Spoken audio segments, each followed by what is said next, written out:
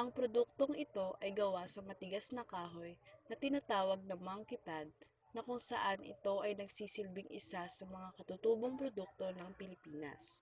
Ito ay ginawa ng mga lokal na eksperto at ang mga punong ginamit ay may tuturing na non-endangered species.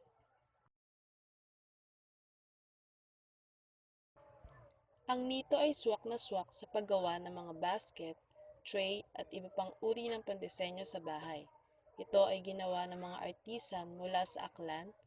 Ang nito ay makintab, magaan at kinikilala bilang isang pinakamagagamit na aksesorya sa bahay. Mapapansing ang produktong ito ay gawa sa kabibe.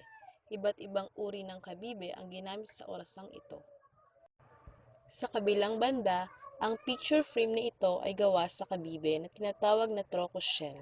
Hiniwa ito sa iba't ibang laki at hugis at binabad sa espesyal na solution upang makita ang makintab na kulay nito. Iba't ibang miniature model naman tulad ng gitara, jeepney,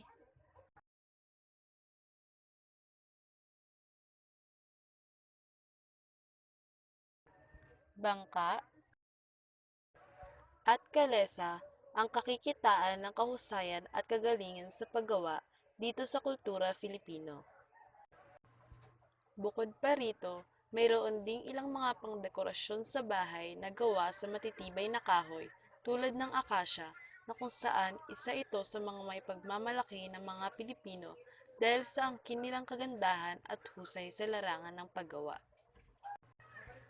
Patunay lamang ito na likas sa mga Pilipino ang galing sa iba't ibang aspeto lalo na sa paggawa ng mga produkto.